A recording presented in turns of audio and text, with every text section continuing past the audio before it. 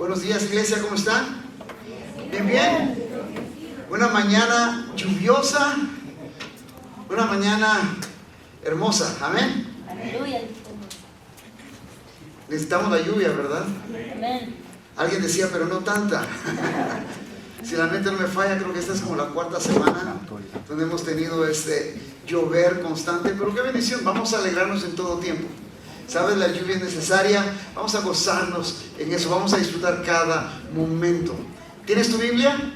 ¿Tienes una Biblia? Si necesitas una, levanta la mano y con gusto te prestamos una. Es importante que abras tu Biblia. Estamos en Efesios capítulo 4, seguimos en la serie Viviendo mi llamado. Efesios capítulo 4, necesitas una Biblia, levanta la mano, con mucho gusto te prestamos una.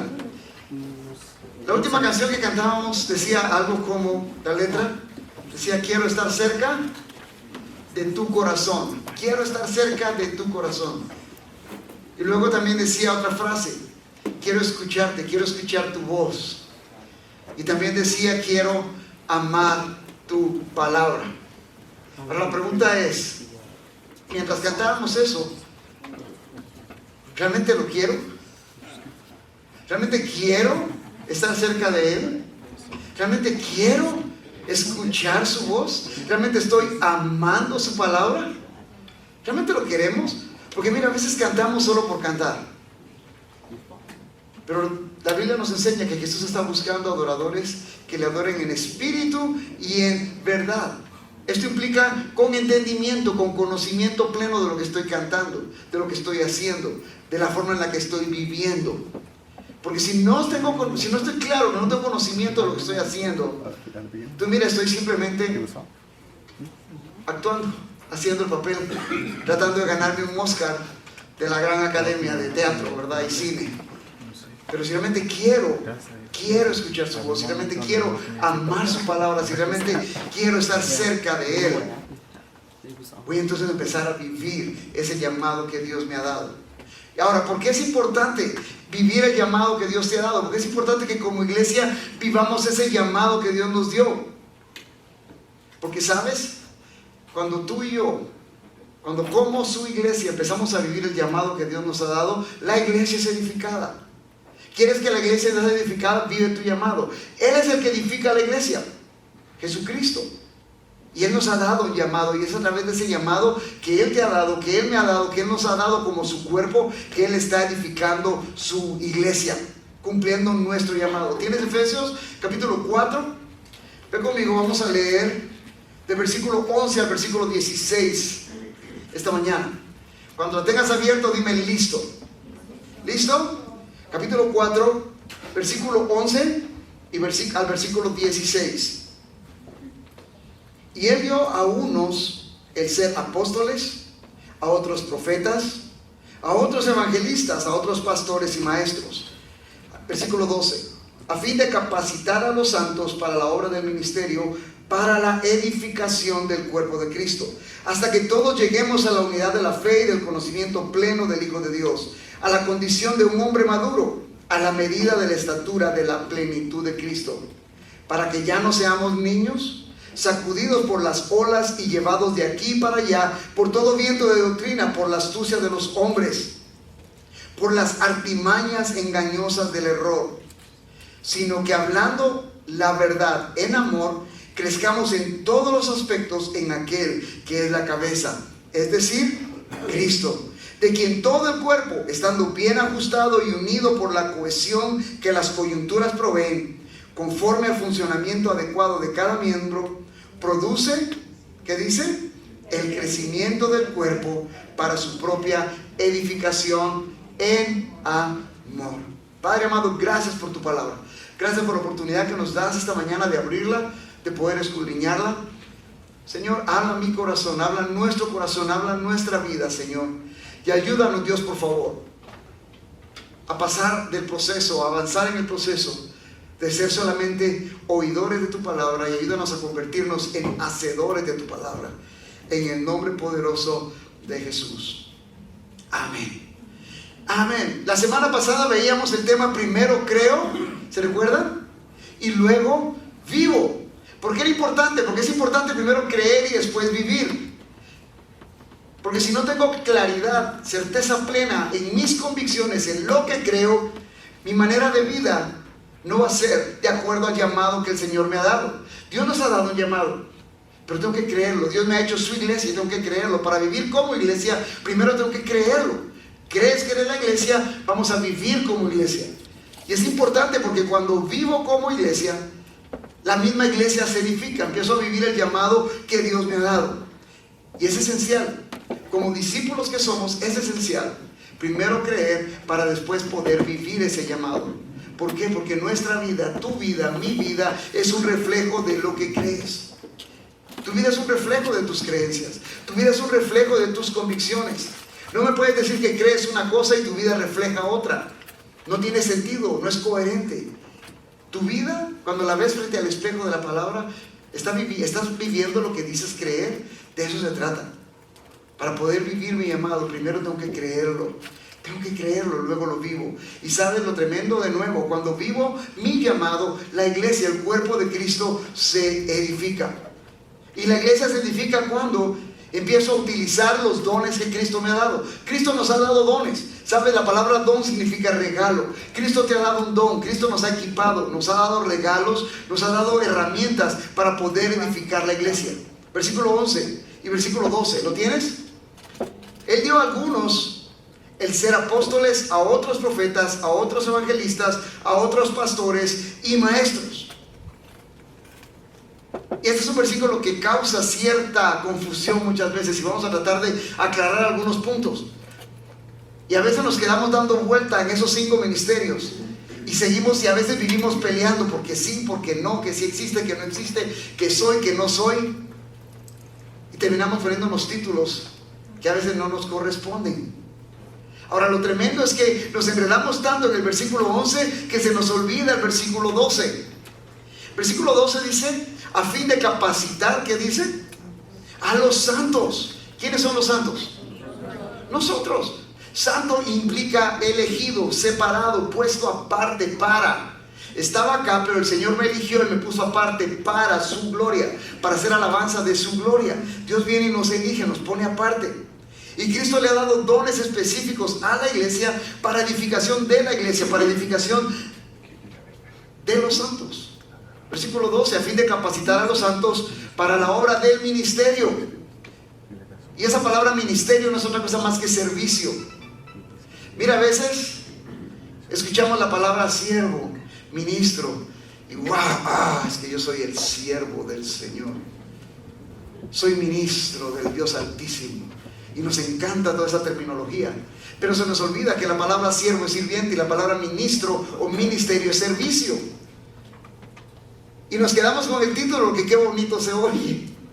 Pero se nos olvida esa parte, que todo eso nos ha sido dado, no para llenarnos de orgullo, no para que me besen el anillo, sino para poder servir, para poder edificar, para poder capacitar a los santos para la obra del ministerio, para la edificación del cuerpo de Cristo. Y el cuerpo de Cristo somos nosotros. Entonces Dios te ha dado dones, Dios nos ha equipado, nos ha capacitado para capacitarnos los unos a los otros. El apóstol Pablo le dijo a Timoteo, lo que has aprendido de mí en presencia de muchos testigos, guárdatelo, quédatelo, atesóralo para que la gente te respete y te reverencie. ¿Eso le dijo? No. Mira, lo que has aprendido de mí en presencia de muchos testigos, esto ve y enseña a hacerlo también a otros, que sean capaces, que sean idóneos de enseñar a otros. Y ese es el punto. Dios nos ha dado dones, Dios nos ha equipado, nos ha capacitado para multiplicar lo que nos ha enseñado. Ir pues y enseñar todo lo que os he enseñado. Ir pues y hacer discípulos. Ir pues, vayan, háganlo, enseñen, equipen a la iglesia. En el verso 11 aparece esta lista de 5 dones espirituales que aparecen también en otros libros del Nuevo Testamento, por ejemplo, si quieres buscarlos más adelante. Romanos capítulo 12, versículo 6 al 8, Primera Corintios capítulo 12, versículo 8 al 10, capítulo 28, versículo 28 al 30 también aparecen. También aparecen en Primera de Pedro 4, del 10 al 11. Ahí aparece esa lista de dones espirituales o de regalos espirituales. Ahora lo tremendo, lo que me llama la atención acá, en el versículo 11 es que inicia con las palabras Él dio. Él dio. ¿Quién es el que ha dado los dones? Dios, Jesús. Él dio, Él nos ha dado los dones. Y cuando empieza el apóstol Pablo diciendo, Él dio algunos, y empieza con la lista, el apóstol Pablo está dejando claro, a Él le ha placido, a Él le plujo equiparte, Él es el que los da. No eres tú el que los quita, el que los arrebata, el que los busca. Anhélalos, sí es bueno, el que anhela obispado, buena cosa desea, pero es necesario, ahí va la lista. Pero al final el que los da es el Señor, y los da, y al decir el apóstol Pablo eso está reconociendo quién es el que tiene toda autoridad. Dios, Jesús tiene toda autoridad. Él es el que da los dones. Hace reverencia o referencia a la soberanía y a la autoridad que Cristo tiene sobre cada uno de nosotros. ¿Cristo es tu autoridad? ¿Es Cristo tu Señor? Él es el que te da esos dones y te los da con un propósito específicos. Ahora quiero que veamos algunos de estos términos, porque algunos de estos términos, de los nombres que se le dan a estos ministerios, al día de hoy siguen ocasionando algunas, como le dije al principio, distracciones o tensiones de congregación a congregación. Y empieza con la palabra apóstoles. Él dio a algunos el ser apóstoles. Apóstolos. Apóstoles. Ahora, lo curioso con esta palabra apóstoles es que esta palabra, las veces que se usa en el Nuevo Testamento, se utiliza solo para aquellos 12, aquellos que fueron llamados específicamente por Jesús, aquellos que fueron llamados directamente por Él, que tuvieron la capacidad de ver a Cristo resucitado. Ahí usa la palabra apóstolos, apóstoles, únicamente ahí.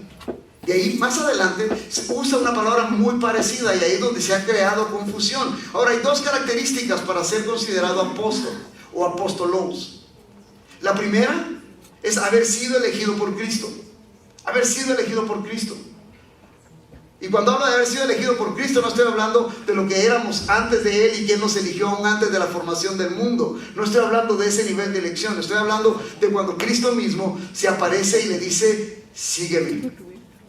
Sígueme, sígueme. Al último, dice el apóstol Pablo, como un abortivo se me apareció a mí. Sígueme. Aquellos que Cristo llamó específicamente, es una característica. Ahora, ¿por qué lo menciono? Porque hoy en día hay muchos falsos llamados apóstoles. Es que el Señor me eligió, el Señor me llamó. ¿De veras? El Señor se te apareció, incluso como lo hizo con Pablo, y te dijo: sígueme, porque instrumento elegido me eres. ¿Escuchaste la voz de Jesús llamándote? O nos enfocamos en el término porque nos gusta, nos hace sentir bien.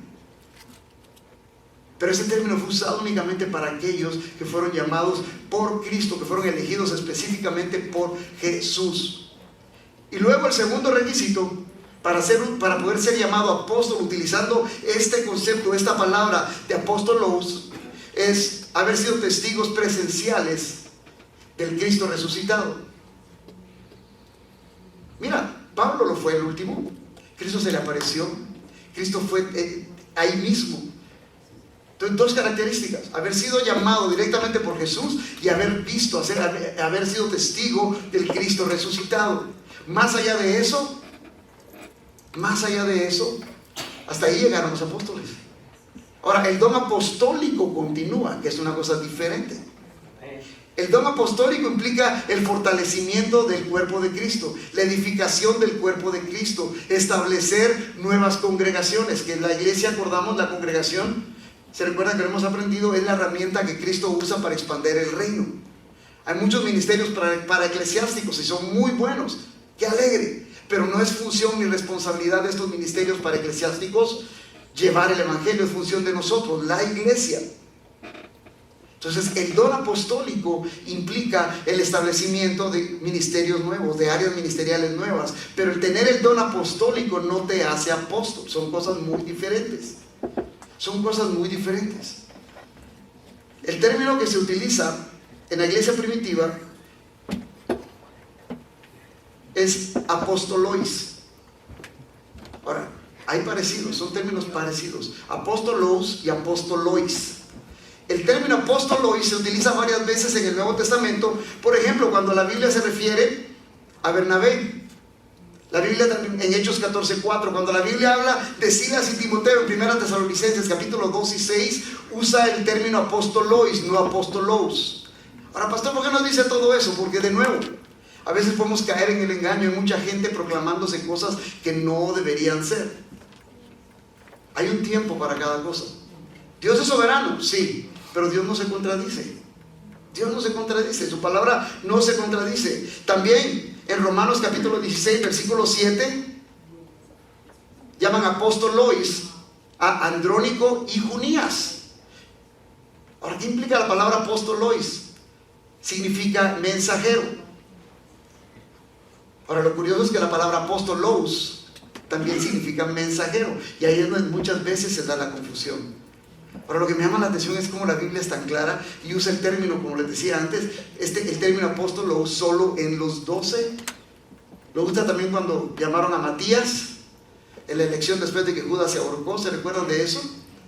Que es la única vez que se menciona a Matías en la Biblia, y de ella no. ¿Qué pasó con él? Saber, pero Jesús no lo eligió. Jesús mismo se le apareció a Pablo para elegir al reemplazo de Judas, y lo hizo con un propósito específico. Entonces, aun cuando el término básicamente quiere decir lo mismo, el primero fue reservado únicamente para los 12, y en este caso 13, incluyendo a Pablo. Ahora, lo tremendo es que la Biblia también menciona otro término, pseudoapostoloi, y esa palabra pseudoapostoloi implica apóstoles falsos. Ahora lo menciona porque en ese entonces ya había muchos que se proclamaban apóstoles falsos. ¿De veras, pastor? Miren, búsquenlo en su casa, 2 Corintios capítulo 11, ahí lo van a encontrar. Falsos apóstoles, falsas personas, personas que usaban el nombre para declararse y nombrarse lo que no eran. Y sé que algunos de ustedes, su mente está dando vueltas a 1000 por hora, por lo que hemos escuchado muchas veces. Y porque como seres humanos, mira, nos encanta, nuestro corazón es una fábrica de ídolos. ¿Y qué es lo primero que hacemos cuando alguien viene y se autonombra apóstol? O sea, se lo digo porque lo he experimentado. Es que allá está el apóstol, entonces vamos a ver al apóstol, a ver qué nos dice el apóstol. Ojo, está apóstoloi y pseudoapóstoloi, apóstoles falsos. Apóstoles que no deberían ser, falsos mensajeros. Falsos mensajeros. Hoy en día existen muchos. Continuemos con el término. A uno les dio apóstoles, otros fueron llamados profetas. Y la palabra profeta no implica otra cosa más que intérprete o narrador de la voluntad divina. Eso es un profeta. Alguien que interpreta, alguien que anuncia la verdad de la palabra de Dios. Eso es un profeta. Ahora, ¿necesitamos más profecías el día de hoy? ¿Por qué será que ya no necesitamos más profecías el día de hoy? Porque aquí tenemos todo lo que es necesario para una vida de piedad. Mira, el tiempo de he aquí, dice el Señor, ya pasó. Aquí tenemos todo lo que es necesario para un crecimiento, para la edificación del cuerpo, para una vida de piedad, una vida apartada para el Señor. Aquí está en la palabra de Dios. Ahora, nos gusta el término profeta porque me da cierto nivel de importancia, ¿verdad? Y más aún, siendo nuestro corazón una fábrica de ídolos, nos encanta ir a las proclamaciones proféticas que se dan cada año. Y es increíble, pero yo he escuchado muchos de estos profetas hablar, y que yo recuerde, no confrontan el pecado. Lo que hacen es decirte lo que la Biblia dice. El Señor te ama, el Señor te va a bendecir, el Señor te quiere prosperar, el Señor va a conceder el deseo de tu corazón. Y muchas veces tu corazón está hundido en el pecado, pero no te lo dicen. Y si te das cuenta, la mayoría de los profetas, su anuncio era: arrepiéntanse, arrepiéntanse. Generación de víboras, dijo Juan el Bautista. Mira, generación de víboras no fue una palabra fácil para Juan el Bautista como profeta, acercarse y decirle a los religiosos de su tiempo. Él pudo haberse acercado y haberle dicho: mire, Dios los ha estado usando y dice Dios que Él va... No, hagan frutos dignos de arrepentimiento. Ese tipo de profecía no se oye. Ahora, la Biblia también nos enseña que si alguien decía hablar por Dios y lo que decía no se cumplía, tenía que ser sacado fuera de la ciudad y ser apedreado, morir apedreado. La pregunta que a veces le hago a estos mal llamados profetas es: ¿estás dispuesto a eso? Y tenemos que tener cuidado. Por favor, iglesia, tengamos cuidado con eso. A nosotros nos pasó con mi esposa hace un tiempo atrás. Estábamos en un retiro, en una reunión de matrimonios, y llegó un momento donde nos dijeron: tómense de la mano y oren los unos por los otros. Y nosotros nos tomamos de la mano y empezamos a orar, y automáticamente los dos empezamos a llorar de gratitud el uno por el otro. Y en ese momento se acerca alguien, nos abraza y nos dice: hijos míos, dice el Señor, que Él los ha traído acá para restaurar sus vidas y restaurar su matrimonio. Yo creo ¿de qué me estás hablando? ¿De qué me estás hablando? Al final me acerqué y le digo: ¿de veras Dios te dijo eso? Porque si Dios te dijo eso y me lo aseguras que Dios te lo dijo, tenemos que meternos de cabeza con el Señor, porque entonces hasta nosotros mismos nos estamos engañando. Y la respuesta fue: no, perdón, es que los vi quebrantados y pensé que algún problema tenían y por eso se los dije. Cuidado, tenemos que sacarte y apedrearte. Entonces, ojo con eso, familia, ojo con eso. Los tiempos de he aquí, dice el Señor. Aquí está lo que dice el Señor. Y al igual que el don apostólico, el don profético aún continúa. El don, que no es otra cosa más, como se nos decía, narrar la voluntad divina, interpretar la voluntad divina, proclamar la palabra con autoridad, enseñar la palabra de Dios tal y como es. Eso es lo que implica. Eso es lo que implica. Ahora, las responsabilidades bíblicas de los apóstoles y los profetas son claras. Primero, era colocar los cimientos de la iglesia. Colocar los cimientos de la iglesia. Efesios capítulo 2, versículo 20, ya lo vimos anteriormente. Siendo edificados en el fundamento de los apóstoles y los profetas. La segunda responsabilidad era recibir y declarar la revelación de Dios. Ya tenemos la revelación ahora. Y tercero, era confirmar la palabra por medio de señales y milagros. Eso es lo que hacían los apóstoles. Eso es lo que hacían los profetas. Ahora, cuando el Nuevo Testamento quedó completo, familia, el oficio de apóstoles y profetas llegó a su fin, porque aquí tenemos todo. Aquí tenemos toda la profecía de Dios. Aquí tenemos el cimiento, que es la palabra de Dios. Y sé que muchos no están y no van a estar de acuerdo conmigo. Y está bien. Mi responsabilidad es enseñarlo. Tú agarras eso y haz con eso lo que tú consideres que quieras hacer. Luego, evangelistas. El verso 11 continúa con evangelistas, pastores y maestros. Y estos ocupan todavía un lugar en el desarrollo del plan de Dios para su iglesia. Evangelista es el portador de las buenas noticias. Mira, la función del evangelista es ir y predicar y proclamar las buenas nuevas de salvación. Y todos hemos sido llamados a ser evangelistas. Todos hemos sido llamados a ser evangelistas. Ahora, hay unos que tenemos el don más desarrollado que otros. Para unos nos es más fácil compartir el evangelio que a otros, pero es responsabilidad de la iglesia compartir, predicar, el ser pastor. Mira, la traducción literal de esta palabra pastor, poimeneas, implica pastor de oveja. Pastor de oveja. ¿Y cuál era la función del pastor de las ovejas? Cuidar el rebaño. ¿Cuidarlos de qué? De los lobos rapaces, de los falsos. Cuidarlos, alimentarlos. ¿Qué implica alimentar? Enseñarte lo que está en la palabra. Aquí está, esto es lo que dice. Si no te gusta, táchalo, arráncale la hoja, pero mi responsabilidad es decirte lo que esto dice. De ahí en adelante, lo que tú quieras hacer es tu vida, es tu relación con el Señor.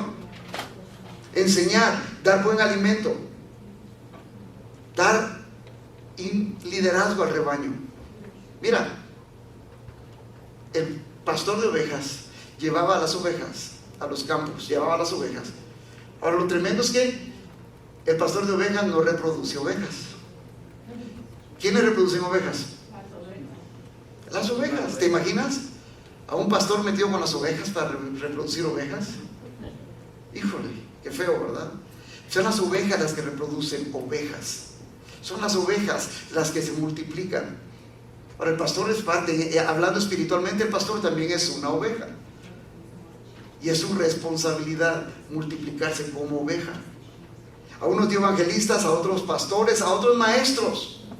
Y la palabra maestros implica ser instructor, ser maestro, enseñar. Y sabes, el término pastor y maestro son casi sinónimos, van de la mano. Sirven para enseñar, para edificar, y se puede ver como un solo oficio, una sola responsabilidad dentro de la iglesia. Ahora, cada uno de estos dones, cada uno de estos regalos, cada uno de estos ministerios, algo que tenemos que tener claro es que fue dado por gracia, fue un regalo de Dios. No hay nada que yo pueda hacer para merecerlo. Es que yo quiero ser pastor, pero Dios me llamó a ser maestro, Dios me llamó a ser evangelista. Mira, Dios te ha dado por gracia lo que tú necesitas, lo que tú debes hacer dentro del cuerpo de Cristo para una función específica, para edificar la iglesia. Y Dios nos ha llamado a eso.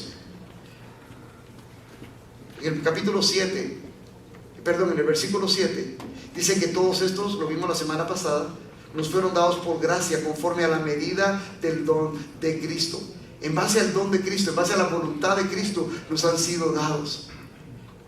¿Con qué fin? Versículo 12, a fin de capacitar a los santos para la obra del ministerio. Y de nuevo, ¿quiénes son los santos?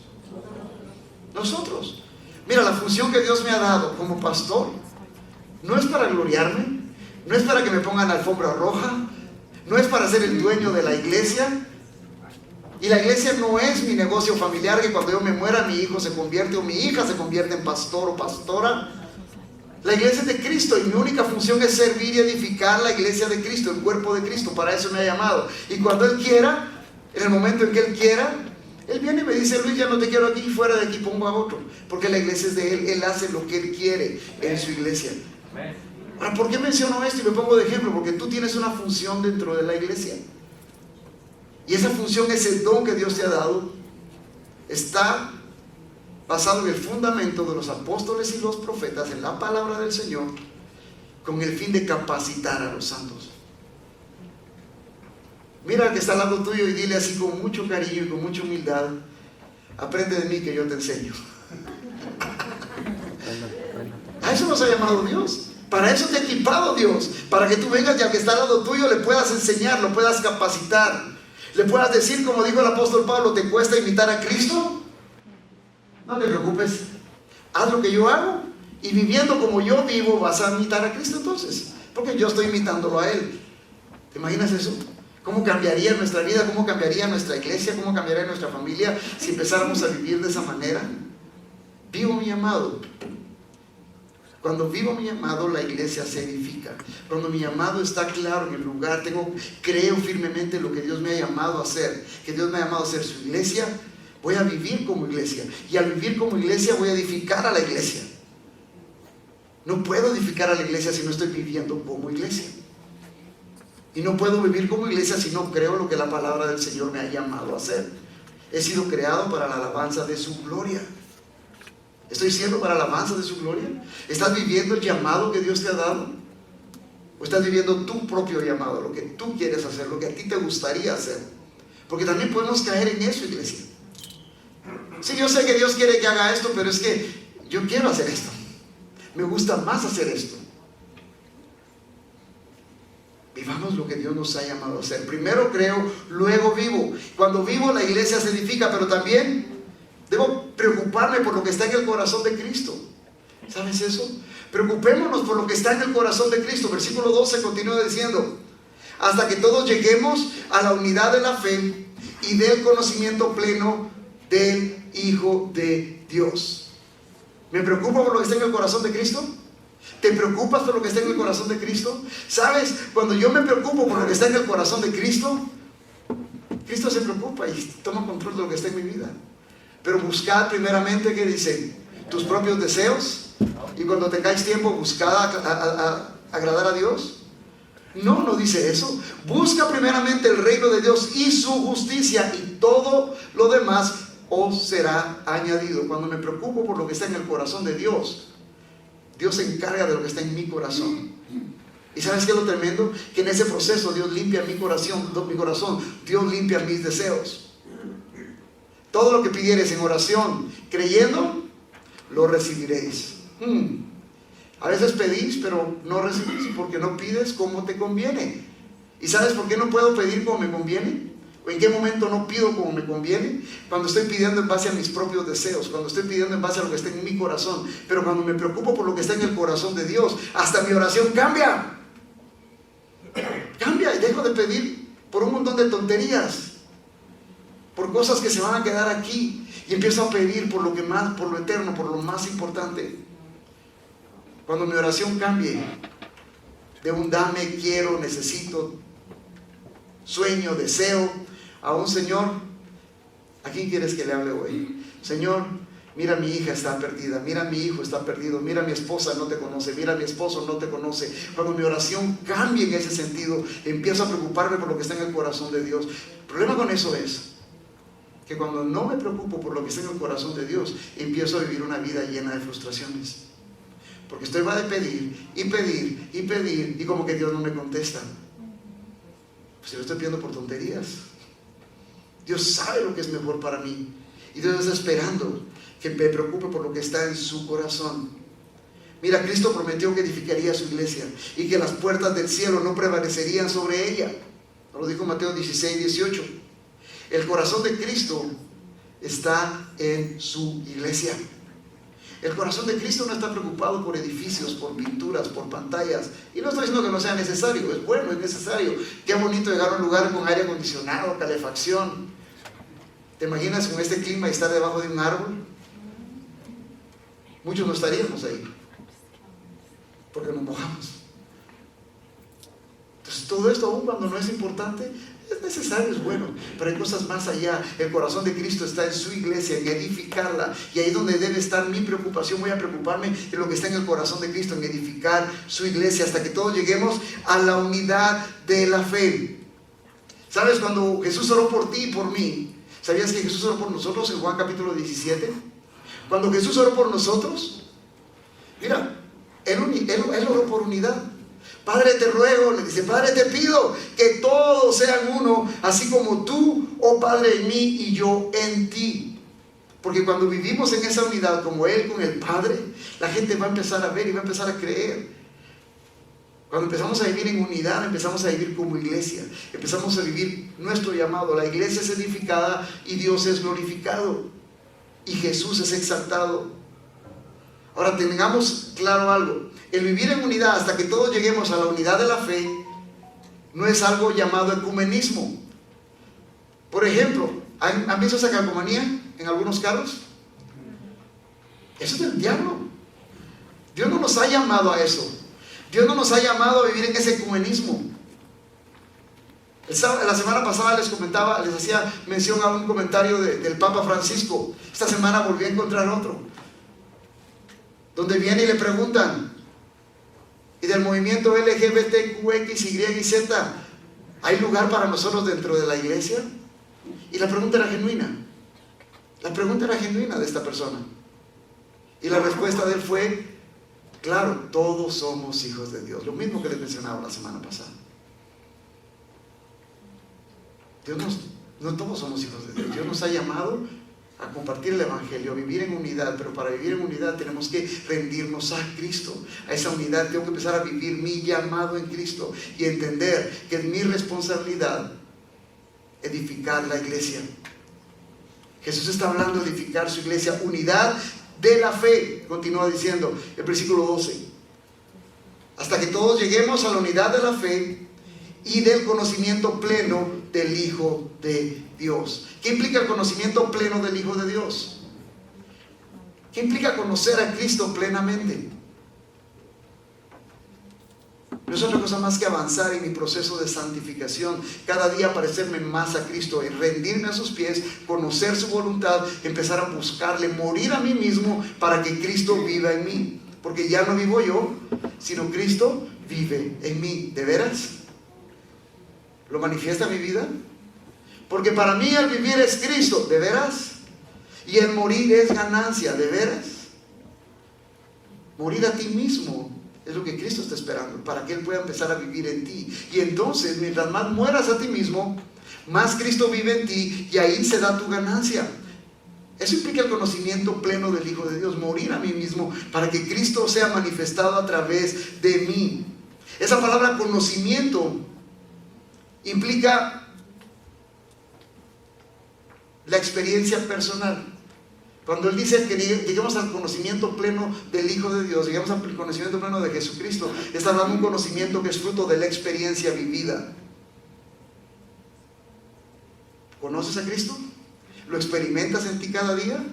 ¿Estás muriendo a ti cada día? Mientras más experimentes a Cristo en tu vida, mientras más tiempo pases con Cristo, más lo vas a experimentar, más lo vas a conocer. Solo saber de Jesús no es suficiente, no es conocer al Hijo plenamente. Los demonios saben quién es Jesús. Los demonios huyen, lo cantábamos hoy, al mencionar el nombre de Jesús. Jesús aparece y no hay demonio que se quede. Jesús aparece y no hay diablo que permanezca. ¿Por qué? Porque ellos saben y tiemblan, pero no dejan de ser diablos. El conocimiento pleno implica haberlo experimentado personalmente, tener una relación vertical con Jesús. ¿La tienes? ¿Le has rendido tu vida a Cristo? Porque mientras no lo hagas, sí sabes quién es Jesús. Y qué bueno que sepas quién es. Pero no lo conoces plenamente, no has llegado al conocimiento pleno del Hijo de Dios. Cuando yo estoy buscando lo que está en el corazón de Cristo, Él se encarga de lo que está en mi corazón. ¿Y qué es lo que está en el corazón de Cristo? El corazón de Cristo está su iglesia. En el corazón de Cristo está rescatar al perdido, porque no vine a condenar, sino vine a rescatar, dijo Jesús. ¿Por qué Jesús no vino a condenar? Ayúdenme, no estudié mucho. Primero porque nos ama. Y segundo porque ya estábamos condenados. ¿Cómo vino a condenar si yo ya estaba condenado? El haber rechazado a Jesús me hace vivir en mi condena. Entonces Él no vino a condenar, Él vino a rescatar. Él vino a buscar lo que se había perdido, lo que ya estaba condenado, Él vino a rescatarlo. Eso está en el corazón de Dios. Eso está en el corazón de Cristo. Preocupémonos, iglesia, por lo que está en el corazón de Cristo. Y dejemos que Él se preocupe por lo que está en el nuestro. ¿Es fácil? No. No es fácil. Mira, despertamos a las 2, 3 de la mañana con un montón de cosas dando vuelta en la cabeza, preocupaciones de qué va a pasar si... Yo le comentaba a unos hermanos hoy en la mañana, con toda esta lluvia, ya ando viendo dónde consigo una bomba de esas de inmersión extra por aquello que se queme la que está en mi casa, por todo el agua que está sacando constantemente. Y a veces me preocupo por eso. Y Señor, ¿qué pasa si se inunda el sótano? ¿Y qué pasa si esto? ¿Y qué pasa si el otro? Y ¿sabes lo tremendo? Es que empiezo a perder mi tiempo en cosas que no tengo control. Y me alejo de lo que está en el corazón de Dios. Me alejo de lo que está en el corazón de Cristo.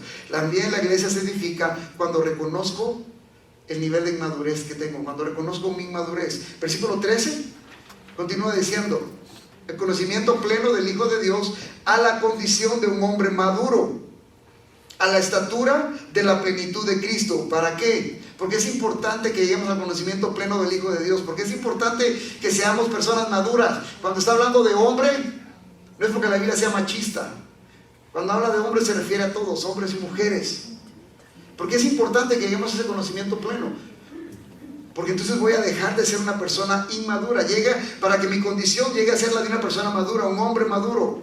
¿Cuál es la medida? Se los decía la semana pasada. Cuando yo me veo ante el espejo de Jesús, cuando yo me veo ante el espejo de la palabra, veo realmente mi condición de pecador en necesidad de un redentor. Y lo único que puedo hacer es correr a Cristo.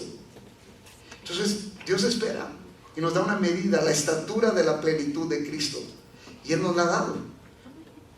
¿Acaso Dios junto con su Hijo no nos va a dar todas las cosas? Amén. La plenitud de Cristo. ¿Por qué es importante eso? Para que ya no seamos, dice el versículo 14, niños, sacudidos por las olas, llevados de aquí para allá por todo viento de doctrina, por la astucia de los hombres, por las artimañas engañosas del error. Mira, a veces como cristianos somos adultos, pero seguimos viviendo como niños inmaduros. Es que hoy no siento. Cuando sienta hacerlo, lo hago, pastor. ¿De veras? Mira, las emociones son importantes. Dios nos creó con emociones. Pero las emociones no dirigen mi vida. Las emociones me siguen, no me dirigen. Un día como hoy es tan fácil caer en las emociones y dejarnos llevar por la tristeza y fácilmente hundirnos en la depresión. Y no siento que la depresión no sea real, es verdadera.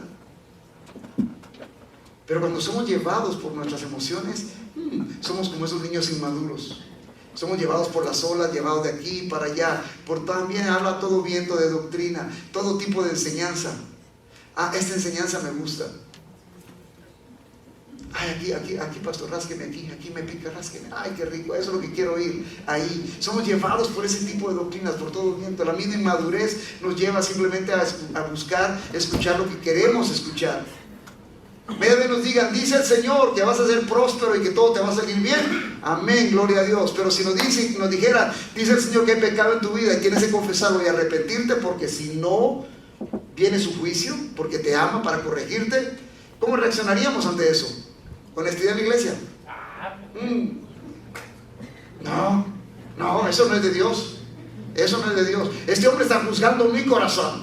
Y solo Dios puede juzgar mi corazón. Pero Jesús nos dijo, por los frutos vas a conocer al árbol. Un árbol de pera no nos da manzanas. Un árbol bueno no puede dar frutos malos. Y un árbol malo no puede dar frutos buenos. Ahora, cuando somos inmaduros, somos así llevados por todo viento de doctrina, por la astucia de hombres, por las artimañas engañosas del error. Mira, ¿sabe lo que el apóstol Pablo nos está diciendo como iglesia de Brave? Nos está diciendo, miren muchachos, ya es tiempo que madures. Ya deja de llorar, hombre, deja el llanto por un lado, madura, deja de quejarte por todo. Si hay sol, que mucho calor. Si hay lluvia, que me voy a mojar. Si hay nieve, que me duele la espalda estar limpiando. Deja de quejarte, deja de chillar, deja de llorar. Madura, es tiempo ya que madures. Eso es lo que nos está diciendo el apóstol Pablo. Al menos a mí, yo no sé a ti. Pero a mí eso es lo que me dice el apóstol Pablo a través de esto. Déjate ya de niñerías, crece, actúa como hombre. Actúa como hombre. Mujeres, actúen como mujeres, ya dejen de ser niñas. Y el tiempo de jugar a la casita con muñecas y las tacitas de té, ese tiempo ya quedó atrás. Hombres, es tiempo que actuemos como hombres, es tiempo que dirijamos a nuestra familia, es tiempo que seamos ejemplo. Mujeres, es tiempo que empiecen a honrar, a respetar, a servir a su familia. Someterse a su esposo. Ya me ofendió, pastor. Someterse implica confiar. ¿Estás sometido a Cristo? Mujer, esposa, ¿estás sometida a Cristo? ¿Estás confiando en Cristo? Eso es lo que Cristo espera de ti. Y mientras más confíes, mientras más honres, mientras más respetes, mayor madurez. Y viceversa, igualmente para nosotros los hombres. Mientras más amamos a nuestra esposa, mientras más nos sacrificamos por nuestra familia, mientras más nos convertimos en los líderes que Él espera que seamos, entonces más madurez obtenemos. Ya no seamos llevados de un viento para el otro. La palabra que la Biblia usa aquí implica, cuando habla de que Él espera que lleguemos a la medida de la estatura de la plenitud de Cristo, está hablando de perfección, de ser completos, de ser totalmente uno. Ahora, ¿qué implica también ser maduro en el Señor? Implica permanecer en la prueba. Cuando la prueba viene, yo permanezco. Santiago, capítulo 1, nos habla de eso, nos dice, bienaventurado el varón que soporta la prueba, porque cuando haya soportado la prueba, entonces va a ser encontrado teleión, perfecto, completo, totalmente hecho, sin necesidad de nada en Cristo. Permanecer, eso nos ayuda a madurar. Vamos a permanecer en la prueba. Y el apóstol Pablo aquí nos lleva a que tenemos que reconocer, Señor, necesito crecer en ti. Necesito crecer en ti. Hay muchas áreas en mi vida en las que todavía me falta madurar. Yo sé que ustedes no, solo a mí. Yo sé que ustedes no. A mí me falta madurar en muchas áreas. Pero eso es lo que espera Dios en mí, para poder cumplir mi llamado, reconociendo mi necesidad de Él. Aquí estoy, Señor. Ayúdame a crecer, ayúdame a madurar. Reconozcamos nuestra inmadurez, iglesia. Reconoce las áreas de tu vida. Honestidad en la iglesia. ¿Tú sabes o no sabes en qué áreas tienes que madurar? Les decía en una ocasión, ¿se imaginan que tuviéramos una cámara grabándonos todo el día y toda la noche, llevando un control de todo lo que hablamos, de todo lo que pensamos y de cómo vivimos? ¿Qué se vería en esa película de mi vida? ¿Se vería madurez en Cristo? ¿O se vería un niño berrinchudo zapateando como los que zapatean en los centros comerciales porque la mamá no les compra un dulce. ¿Cómo se vería mi vida? Hay áreas en mí que necesitan madurar. Y parte de este proceso es reconocer mi inmadurez, venir a Cristo y decirle: perdóname, Señor. Perdóname y ayúdame a crecer en esto. Solo tú puedes hacerlo. Venid a mí si estáis cansados, cargados y trabajados, y yo os daré descanso. Eso implica también esto. Reconocer mi inmadurez. Señor, ya no quiero ser ese niño que llora por todo. La leche está fría, que se la lleven a calentar. Ahora la leche está muy caliente, que por favor la enfríen. Así vivimos muchos de nosotros. Así vivimos, en una inmadurez increíble, un nivel de inmadurez muy grande. Y Dios nos llama a que salgamos de ahí. La iglesia se edifica cuando reconozco mi inmadurez, mi necesidad, y corro a Cristo por el pronto socorro, el pronto auxilio. Cristo es mi refugio, Cristo es mi estandarte, Cristo es el que me da lo que necesito, porque todo lo puedo en Cristo que me fortalece. Puedo correr a Él, puedo correr a Él. Y sabes, Cristo no me va a decir: ajá, sabía que ibas a estar otra vez, te lo dije, ¿verdad? Cristo no está así. Cristo viene y nos agarra, nos levanta. Pues está bien, vamos de nuevo. Aquí estoy para ayudarte. Te perdono, sigamos. Sigamos, es parte de la gracia que Él nos da. Ahora, la gracia no es licencia para vivir en pecado. Ese es tema de otro día. Pero podemos correr a Cristo. Mira, es tiempo que busquemos al Señor. La iglesia se edifica también cuando busco una mezcla correcta. Cuando hablo de mezcla correcta, estoy hablando de una mezcla correcta entre justicia y misericordia, entre amor y verdad. Es una mezcla, no es un balance. Hablaba con una pareja la semana pasada y les decía, hablando de aspectos matrimoniales, les decía: miren, si alguien les ha dicho a ustedes que el matrimonio es 50-50, se les echó una gran mentira. Porque el matrimonio no es un balance del 50-50. El matrimonio es una mezcla. Hay momentos en los que a la esposa le toca dar más del 80, el 90% y el esposo da muy poco, y a veces es viceversa. Es esta mezcla correcta. Y voy a empezar a vivir mi llamado cuando tengo y busco esa mezcla correcta. Versículo 15. Dice: sino que hablando, ¿qué dice? La verdad en amor. Hablando la verdad en amor. Mira, hablar verdad, ¿qué sería? Poner el dedo. Pecador, pecadora, pecador, no mereces. No, pecadores, no. Eso sería hablar solo verdad. Amor es: sí, has pecado, pero aquí está Cristo, corre a Cristo. Y ahí es donde se establece también, bajo este término se establece la disciplina en la iglesia. ¿Cuál es el propósito de la disciplina en la iglesia? Corregir, edificar, restaurar. El propósito de la disciplina en la iglesia no es avergonzar ni castigar. Mira, hace unos años se acercó una familia, una madre soltera con sus hijas en la iglesia. Llegaron y me dicen: miren, pastor, aquí estamos, vamos a congregarnos acá con ustedes, pero solo quiero decirle, mi hija está en pecado. Así, ¿y qué pasó? Se metió con un hombre casado y está embarazada. ¿Qué va a hacer al respecto? ¡Wow! Entonces la jalamos con Silvia, hablamos con ella y su vida fue restaurada y fue edificada. Ahora ella, la señora y sus otras hijas se fueron de la iglesia. Porque ¿qué es lo que esta señora esperaba? Que yo pasara a la hija al frente, le dijera a la congregación: esta muchachita está en pecado por esto y esto y esto y esto, la vamos a sentar hasta atrás y nadie le habla por 2 años, por favor. Dios no nos ha llamado a eso. Es una mezcla correcta entre verdad y amor, sino que hablando la verdad en amor, crezcamos en todos los aspectos en aquel que es la cabeza, es decir, Cristo. La única manera en la que podemos crecer en todos los aspectos y parecernos cada día más a Cristo es cuando hablamos la verdad en amor. ¿Por qué es importante esto? Versículo 16. Porque dice: de quien todo el cuerpo, estando bien ajustado y unido por la cohesión que las coyunturas proveen, conforme al funcionamiento adecuado de cada miembro, produce el crecimiento del cuerpo para su propia edificación en amor. Es una mezcla. No vamos a permitir y a tolerar el pecado, pero en amor vamos a corregirlo, vamos a restaurarlo y vamos a edificarlo. Dios no nos ha llamado a avergonzar a nadie. Dios no nos ha llamado a poner el dedo a nadie. ¿Quién es el que condena? Si Jesús es el que justifica, ¿quién soy yo para mandar a alguien al infierno si Jesús es el que justifica? Mi función es simplemente hacerte ver el área en la que necesitas volver al Señor. Pero de ahí el Señor es el que justifica. No es libertinaje tampoco, porque cada vez que pecamos hay consecuencias, y las consecuencias se mantienen para que nosotros podamos recordar la obra de Cristo en nosotros. Pero Dios nos llama a hablar la verdad en amor. Hay un dicho que escuché hace unos años y me gusta mucho, y dice así: verdad sin amor es brutalidad, y amor sin verdad es hipocresía. Cuando solo estamos señalando el pecado, señalando el pecado, señalando el pecado y condenando a la gente, eso es brutalidad.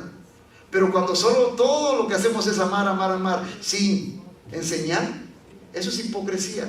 Verdad sin amor es brutalidad, y amor sin verdad es hipocresía. Y Dios nos ha llamado a tener la mezcla correcta. Se trata de la mezcla correcta y no de balance. Juan capítulo 1 versículo 14 dice que el Verbo se hizo carne y habitó entre nosotros, y vimos su gloria, gloria como del unigénito del Padre, lleno de gracia y verdad. El único que está lleno de gracia y verdad de esta mezcla es Jesús. Pero Él nos ha llamado entonces, como resultado de eso, a hablar la verdad en amor. No es un balance entre ser permisivo o muy rígido. Es una mezcla correcta, es una mezcla mesurada entre rigidez y ¿qué sería? Amor. Es una mezcla, es una mezcla. Mujer, le dice Jesús a aquella que fue encontrada en el acto de adulterio, ¿dónde están los que te condenan? ¿Cuál fue la respuesta de esta mujer? ¿Se recuerdan? Señor, no hay ninguno, todos se fueron. Jesús le dijo, pues bueno, yo tampoco te condeno. Le mostró amor, pero también le mostró verdad cuando le dijo, vete y no peques más. La mezcla correcta. Se trata de convicción y no condenación. Se trata de convicción y no condenación. Si alguno oye mis palabras, dijo Jesús en Juan capítulo 12, y no las guarda, yo no lo juzgo, porque no vine a juzgar al mundo, sino a salvar al mundo. Increíble. Escucha las palabras de Jesús y no las guardas. Lo increíble es que Jesús está, maldito el fuego eterno. Él viene. ¿No estás de acuerdo con eso? Táchalo en tu Biblia. Juan capítulo 12, versículo 47, para ser más específico. He venido a salvar al mundo. Se trata de convicción, no de condenación. Jesús mismo lo dijo en Juan capítulo 16. Y cuando Él venga, convencerá al mundo de pecado, de justicia y de juicio, refiriéndose al Espíritu Santo que mora en nosotros. Una vez me rindo a Cristo, el Espíritu Santo vive en mí, me convierto en templo y morada del Espíritu Santo de Dios, y este Espíritu Santo de Dios me convence de pecado, de justicia y juicio. Se trata de convicción y no de condenación. Jesús nos convence, el Espíritu Santo nos convence de pecado. ¿Cómo te fue esta semana con el Espíritu Santo?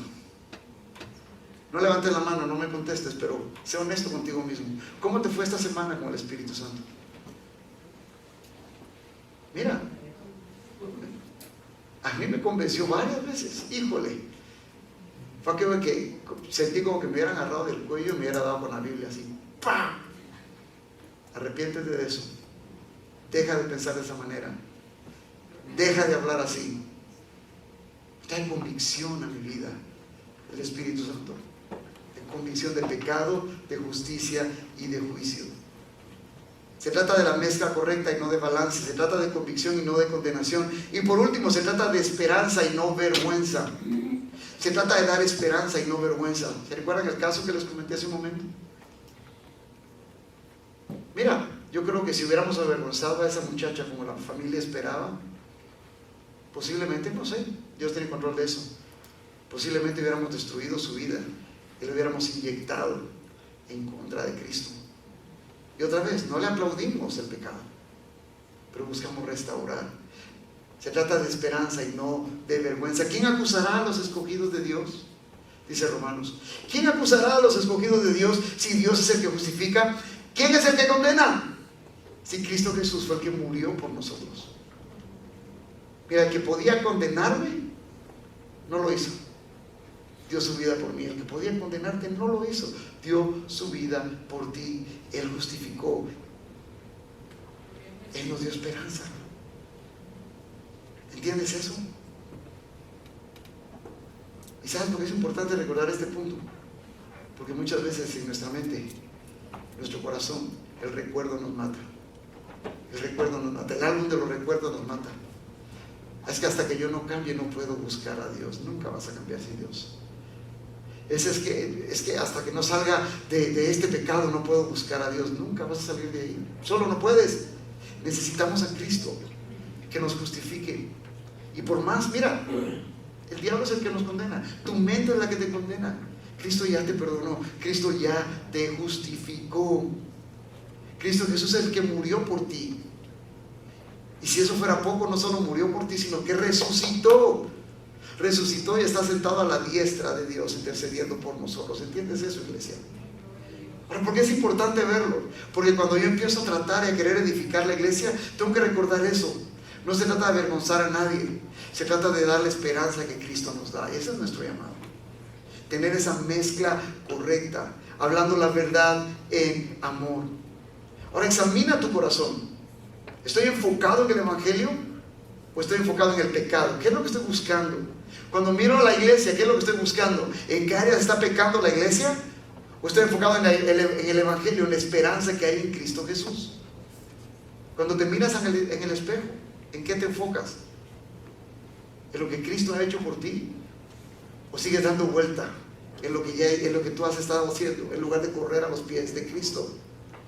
Y continúa diciendo el versículo 16, para que crezcamos en todos los aspectos en aquel que es la cabeza, es decir, Cristo. ¿Quieres crecer en todos los aspectos? ¿Quieres ser cada día más parecido a Cristo? Busquemos la mezcla correcta entre verdad y amor, justicia y gracia. Busquemos esa mezcla correcta. Mira, cuando utilizo los dones que Cristo me ha dado, cuando utilizas los dones que Cristo te ha dado, cuando empiezas a preocuparte por lo que está en el corazón de Cristo y no lo que está en tu corazón, cuando empiezas a reconocer tu inmadurez, cuando empezamos a buscar la mezcla correcta, entonces, cuando hacemos estas cosas, entonces, dice el versículo 16, todo el cuerpo, estando bien ajustado y unido por la cohesión que las coyunturas proveen, conforme al funcionamiento adecuado de cada miembro. Todos estamos unidos, las coyunturas, todo esto nos une como cuerpo. Y cada parte de nuestro cuerpo tiene una función. Yo no sé qué parte del cuerpo soy, a lo mejor soy la uña del dedo meñique de mi pie izquierdo, esa que pareciera que no sirve para nada, pero que cuando le pego en la esquina al mueble, híjole, me acuerdo que existe. A lo mejor eso es lo que somos, pero cumpliendo la función específica, empieza a edificar el cuerpo. El cuerpo empieza a crecer para la propia edificación en amor. Mira, ¿sabes lo que es esto?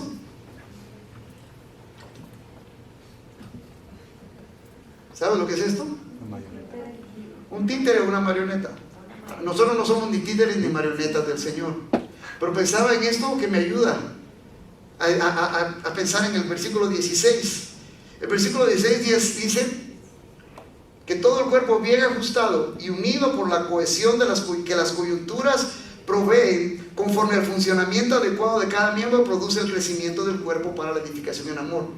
¿Será que esta marioneta puede funcionar bien ahorita así como la tengo? No. Mira, las cuerdas no están correctas, las coyunturas no están en el lugar correcto. Entonces tengo que empezar a buscar cómo la ajusto. Y a veces es fácil, a veces no es tan fácil. Ya, aquí, ya mira, se enredó todo. Pero muchos estamos así dentro de la iglesia, queriendo funcionar como iglesia, pero se me olvida que no puedo funcionar solo. Se me olvida que sigo siendo parte del cuerpo de Cristo, donde todos los miembros, unidos por las coyunturas que el cuerpo tiene, ya casi va, miren, es el proceso. Ahí lo vamos a dejar, pero cumple su función. Así estamos muchos como iglesia, enredados en un montón de cosas y se nos olvida que nos necesitamos el uno al otro para poder edificarnos en amor. Dios nos llama a edificarnos en amor. ¿Amas tu iglesia? Yo amo mi iglesia. Y cuando hablo de mi iglesia, no estoy hablando de Brave únicamente, estoy hablando de la iglesia de Cristo. Amo mi iglesia, la iglesia de Cristo. ¿La estás edificando? ¿Estás edificando la iglesia de Cristo? ¿O estás buscando edificar tus propios deseos, tu propia iglesia? ¿Estás edificando tu casa? Porque ahí es donde empieza todo. Mira, el reflejo de la iglesia es el reflejo de la familia. Y la familia es el reflejo tuyo.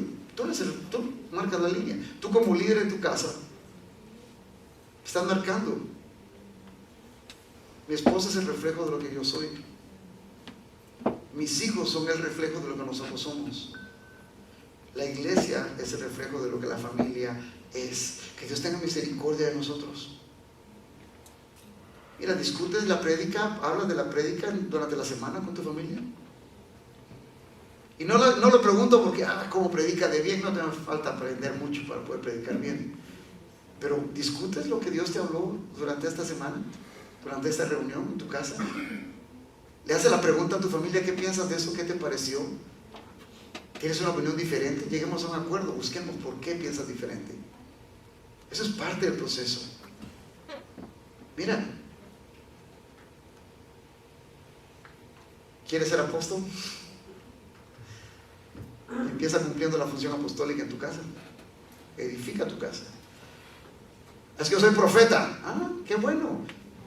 Candil de la calle y oscuridad en tu casa. Empieza a profetizar en tu casa entonces. Empieza a explicar la verdad de Dios en tu casa. No es que yo soy, ¿qué sería? Pastor. ¿De veras estás pastoreando a tu familia?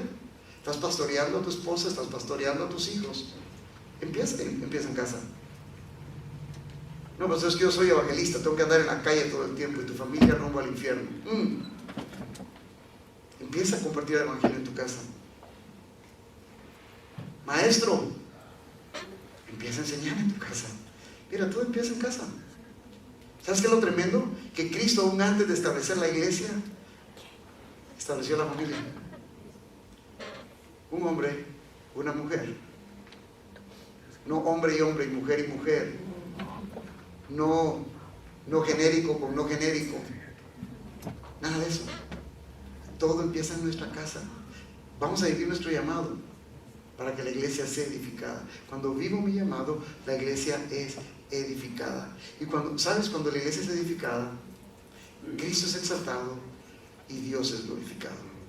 Cumplo mi llamado. Cumplamos nuestro llamado. Iglesia, ponte de pie y vamos a orar.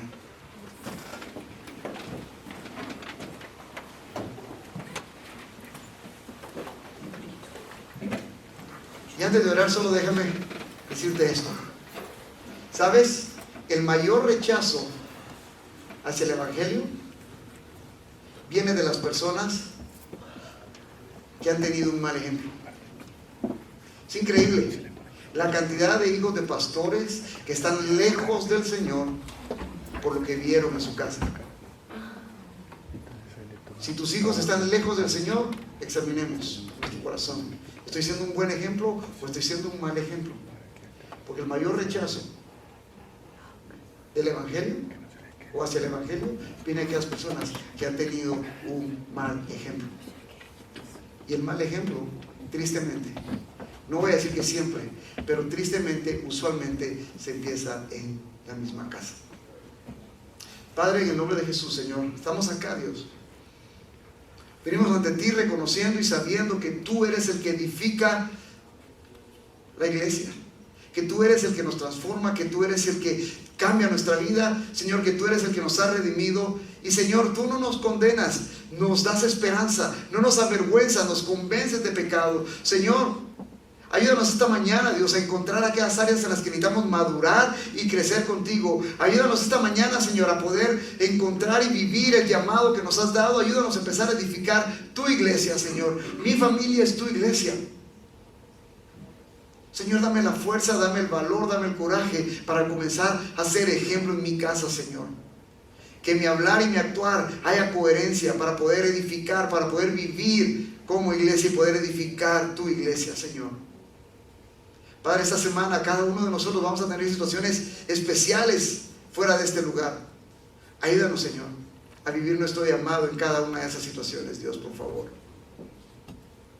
Padre, necesitamos de ti hoy más que nunca. Necesitamos de tu presencia en nosotros hoy más que nunca, Señor. Ayúdanos a crecer en ti. Ayúdanos a madurar en ti. Ayúdanos a vivir lo que somos, Señor. Tu iglesia.